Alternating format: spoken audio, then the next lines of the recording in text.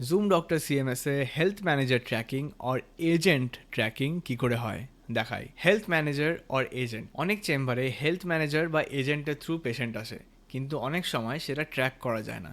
কিন্তু আমাদের সিএমএস পোর্টালে হেলথ ম্যানেজার কোন কোন পেশেন্ট পাঠিয়েছে, কতগুলো, কোন ডেট রেঞ্জের মধ্যে সব কিছু স্টোর হয়ে থাকবে, সো দ্যাট আপনার এজেন্টকে কমিশন দিতে কোনো রকম প্রবলেম না হয়।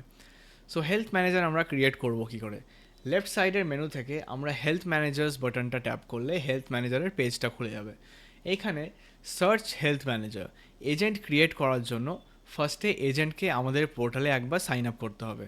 আমাদের পোর্টালে সাইন আপ করার পরে এজেন্ট যেই ফোন নাম্বার দিয়ে সাইন আপ করেছে সেই ফোন নাম্বারটা আমি যদি এখানে সার্চ করি তাহলে তার নাম অটোমেটিক এখানে চলে আসবে। এখানে অলরেডি অ্যাপয়েন্ট করা আছে বলে এখানে অ্যাপয়েন্টেড দেখাচ্ছে, বাট অ্যাপয়েন্টেড যদি না থাকে তাহলে এখানে অ্যাপয়েন্ট অ্যাজ এ ম্যানেজার বলে শো করবে।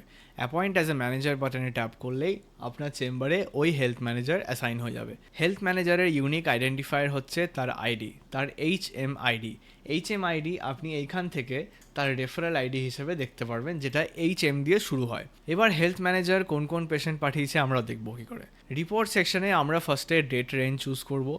এইখানে যেমন 1 তারিখ থেকে 29 তারিখ অবধি করা আছে, এইখানে আমরা যে কোনো ডেট পুট করে বা যে কোনো রেঞ্জ পুট করে এটা মডিফাই করতে পারি, তাহলে সেই ডেটের অনুযায়ী রেজাল্ট দেখাবে। এখানে 1 তারিখ থেকে 29 তারিখের মধ্যেই যদি আমি দেখি, আমি এখানে প্রত্যেকটা পেশেন্টের ডিটেল দেখতে পাচ্ছি যে 1 তারিখ থেকে 29 তারিখের মধ্যে কোন কোন পেশেন্ট কবে কবে কোন ডক্টরের কাছে এসছে আর কোন মিডিয়ামের থ্রু।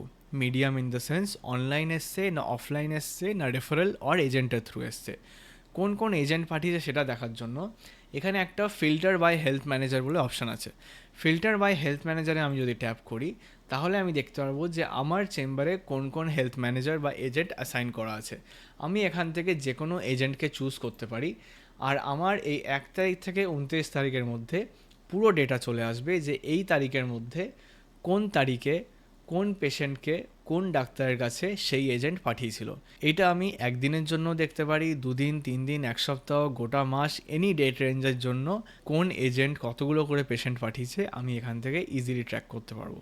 এইটাই ছিল জুম ডক্টর সিএমএসে হেলথ ম্যানেজার বা এজেন্ট ক্রিয়েশন, আর সে কতগুলো পেশেন্ট পাঠিয়েছে সেটা ট্র্যাক করার উপায়।